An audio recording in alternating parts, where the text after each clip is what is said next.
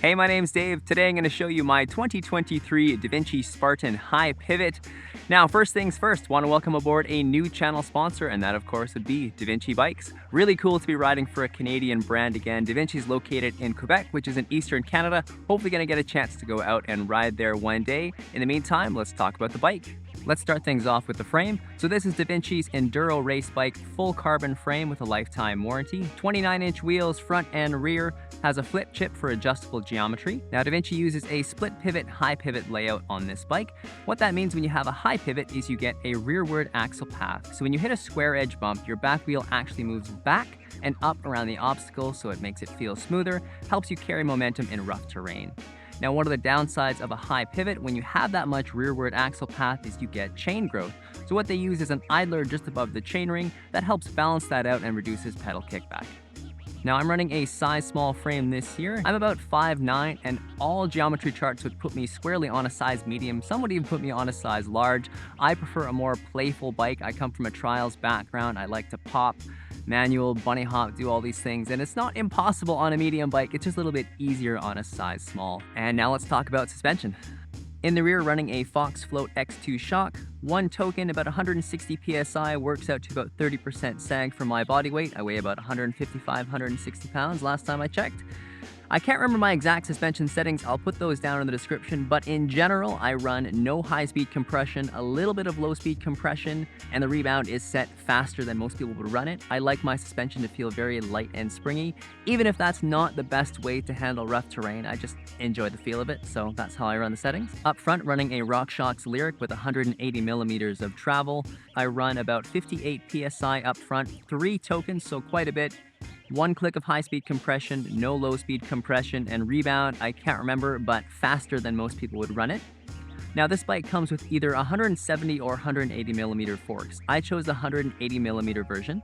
That slackens the geometry a little bit, so I've actually put my flip chip in the high position to counteract that. A few people have asked me why I've changed from the Fox 38 that originally comes with the bike. Well, I'm a bit of a weight weenie, and the Lyric saves a full pound of weight over the 38. As well, I've been running the Lyric for a few seasons, and I'm comfortable with setting it up for my riding style and my preferences. Also, while we're up here, point out that I run a Mudhugger Evo fender up front. I'm filming all the time, so it's really important for me to keep as much of the mud and debris off my lens as possible. Next, let's talk about the wheels. Another sponsor shout out, welcoming Industry 9 back as a channel sponsor this year, running their Enduro 315 carbon wheels. Same wheel set as I was running last year. I really like carbon rims. They're maintenance free. I don't have to true my wheels. I don't have to tension them. They just seem to work. I don't use any rim protection, cush core, anything like that, and they seem to manage all the hard hits that I've had. Also, as a weight weenie, these wheels can save almost a pound over some of the other wheel sets on the market, so a nice way to keep the rotating weight down on your bike. This wheel set features the Hydra hub, which has 690 engagement points. I used to be a trials rider before I got into mountain biking, and in trials, you're doing lots of ratcheting, lots of rear wheel moves, so you get used to having high engagement hubs, and when I switched to mountain biking, I really like that same feel. It's really noticeable when you're doing technical climbs. When we were in Arizona, some of the most technical climbs I've ever done, you can see how much ratcheting I was doing, and that's where you really notice the high engagement. Another feature of this wheel set is you can use i9's AnoLab feature, which lets you choose from different anodized colors for both the hubs as well as their CNC machine spokes. So this time I've gone with a silver and blue theme, so I'm alternating 4 silver spokes with 4 blue spokes, just for a unique color, especially when you see the wheels rotating.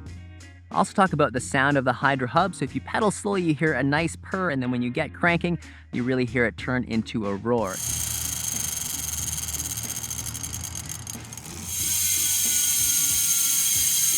Now, this is at its loudest setting. I don't have any grease in here at the moment, just a little bit of oil.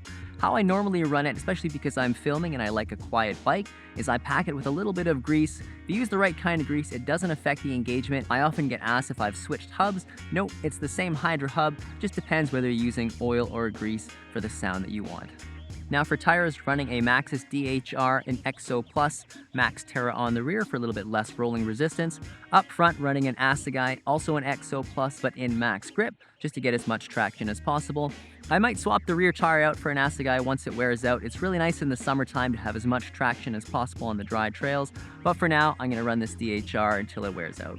In terms of air pressure, I run about 21 psi in the rear and 19 psi up front. Now moving on to the drivetrain, running Shimano XT 12-speed, derailleur, shifter, cassette, and chain. And then up front, we'll take a moment to recognize 5Dev coming back as channel sponsor again this year. 160mm cranks on here, nice and short so you get more pedal clearance. So have enduro pedals with 24 pins per side, and I'm running their 30-tooth chainring up front. And lastly, running an E13 bash and lower guide. Now let's move on to the cockpit. So up front, running a 5Dev titanium stem, 48mm in length. I also had an Industry 9 stem with matching blue and silver in 40mm, but I found it was a bit short for the size small frame. I'm also running Industry 9's new IRIX headset. Comes in a number of different anodized colors, so I picked silver just to match with the color scheme of the bike. That's paired up with a 1-up carbon riser bar, 35mm high-rise version. I have Shimano XT brakes with 200mm rotors, set of lizard skin grips, and running a 1-up dropper post, 210mm. I actually had to shim it down to 200 mils, and I rotated it so the actuator would sit as low as possible, but I'm pretty happy to be running a full-length dropper on a size small frame. Last season I was on a 170mm post, which is good most of the time, but I'm of the opinion that more drop, the better. And perched atop that dropper is an SQ Lab 611 saddle. This saddle actually features their new Active 2.1 technology, so it has a little bit more lateral flex than the previous versions. It does help give you a more natural movement pattern and can reduce back pain if that's something that you're having issues with. Another feature I like about this saddle is the Ergo Wave design. What that does is it puts more pressure on your sit bones, less pressure on your sensitive perineal area where you have nerves and blood vessels running. Also wanted to talk about why I chose the Spartan over the Troy. The Troy is DaVinci's all-mountain bike, 160mm travel up front, 140mm in the rear. First time I rode this bike was in Arizona, and there things are a little bit more pedally, not quite as gnarly as we have here, and there I think the Troy would have been the perfect bike. However, on my local trails, I really wanted the biggest bike possible, so 180, 160mm travel. On the steep, chunky trails, that's what I was after. Plus, to be honest, I just really wanted to try a high pivot. Now, DaVinci did just release a new bike called the Chainsaw. It's kind of like an aluminum version of the Spartan, but a little bit more freeride oriented, so slacker geometry and a little bit more travel. That would have been a toss-up, which one I would have chosen out of the two. But for now, gonna ride the Spartan. Maybe in the future I'll get a chance to try out the new Chainsaw as well. Now let's talk about how the Spartan rides. So I first rode this bike in Arizona. It arrived right before my trip, and unfortunately I was sick. I didn't even get a chance to take it out for a parking lot test ride. Just packed it into the bike bag, flew down to Phoenix, and then we started riding a bunch of double black trails. Luckily the bike felt pretty comfortable right off the bat. I just had to do some tinkering with the bar height, sag, and flip chip settings. Now the first, second, and third thing you notice when riding this bike is the suspension. I wanted to try a high pivot to see if it lived up to the hype, and so far it has delivered. The back end is just incredibly smooth over rough terrain. It's more comfortable on the body, you have more control, and you can carry more speed. Really simple as that.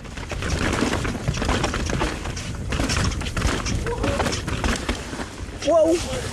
That is where the bike shines right there. I feel like I'm faster on this bike. My riding crew agrees, which probably means they thought I was slow last year, but can't win them all. Now, a funny story about sizing down to the small frame. Prior to ordering the Spartan, I had both a small and medium Meta SX set of frames. As expected, the medium felt faster, but the small was more fun on slow, techie terrain. So the question for this season was which of those characteristics was more important to me. I probably ended up sending like half a dozen messages to DaVinci, changing my order back and forth between small and medium, but eventually, as I told you, I did settle on the small.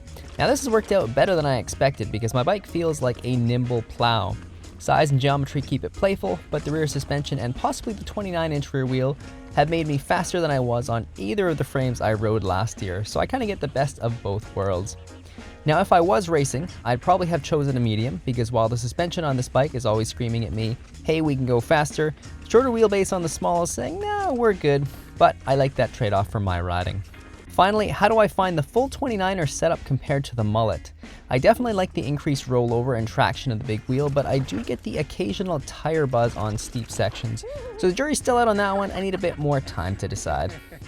That's it for now. Thank you guys for watching. Let me know if you have any questions about the build down in the comments, and also let me know what you would change if this was your own bike. In the meantime, now I can get this thing dirty again and we'll get back to some riding videos.